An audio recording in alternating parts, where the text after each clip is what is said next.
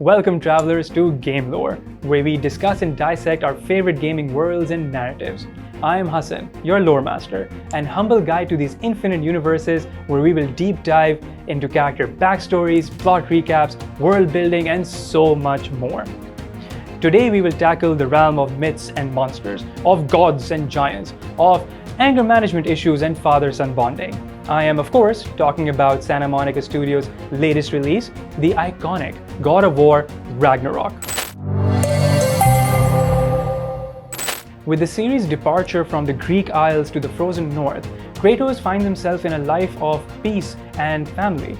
That is until the Norse gods literally break his door down and Kratos is forced to take up some much-needed murder therapy.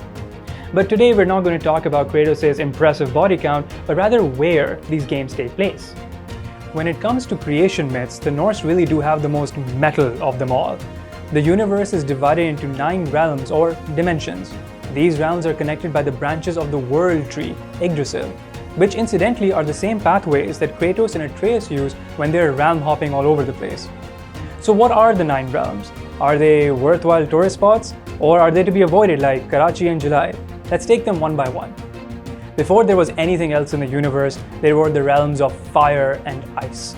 Muspelheim, a fiery wasteland where nothing grows but ash, and Niflheim, a completely different wasteland, icy, where nothing grows except cold, I guess. In God of War 2018, Kratos journeys to Muspelheim and treats the entire realm as his personal gym.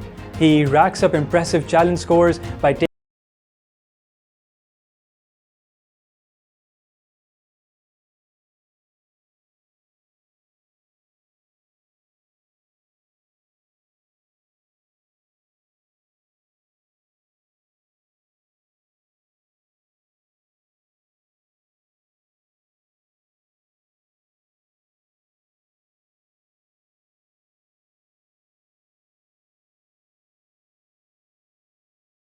the land of the dead, where souls go after they kick their mortal coil, but weren't quite heroic enough for heaven.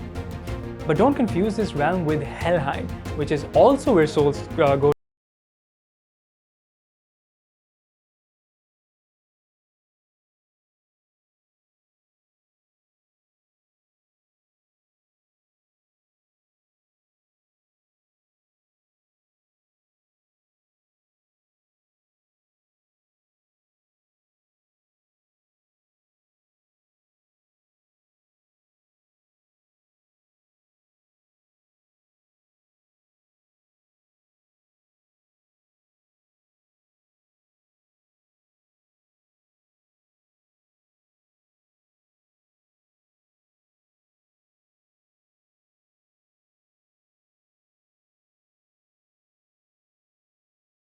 Beautiful mountains, an absolutely massive lake that you're going to be spending so much time rowing back and forth in, all very scenic and majestic. Major Swath Valley vibes. Almost makes you forget that it's supposed to be made from the rotting bones of a giant. Let's keep this gothic vibe going and talk about the Norse version of hell, Helheim.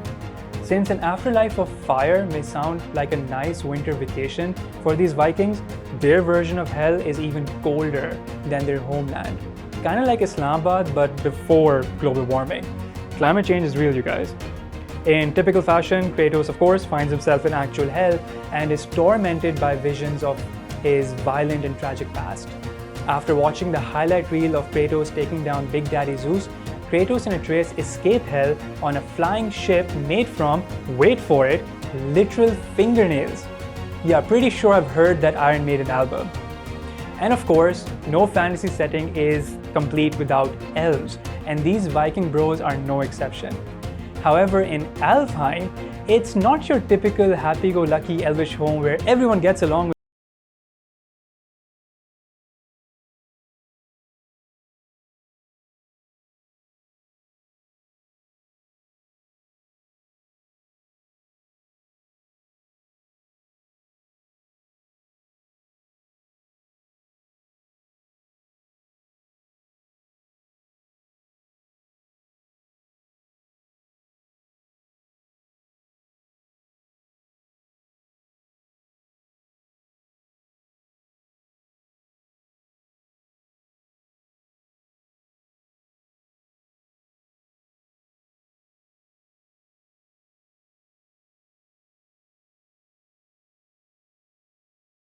of terms with the other gods.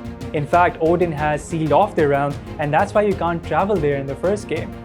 Although rumor has it that's more because the developers ran out of time and couldn't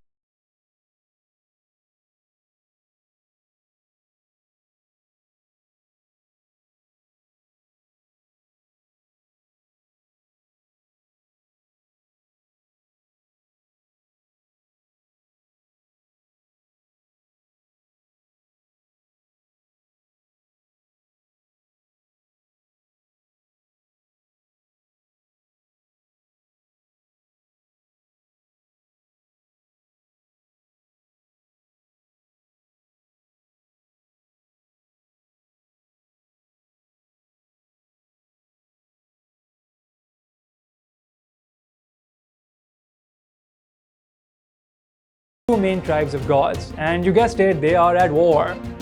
Vanaheim is the home of the Vanir, who are led by the goddess Freya, who you do meet in the first game, although you can't explore her realm. This changes in a big way in Ragnarok, where Vanaheim becomes the largest realm yet, even bigger than all the realms of the first game put together. The last realm on our list is of course the famous Asgard, home of the Aesir gods, led by Odin himself. Although inaccessible in the first game, this is the key location in Ragnarok, and is of course where Ragnarok itself will be fought, the war to end all wars. I'll save the epic spoiler-filled details for now, so definitely grab your blades of chaos and jump into this incredible world for perhaps the last time in God of War Ragnorak. And that's it for this time on Game Lore. If you liked our foray into mythological history, please like and subscribe to our channel. If you have any favorite Kratos moments or have suggestions for which games we should cover next, please share your comments below. I am Hassan, and until next time, may your story keep unfolding.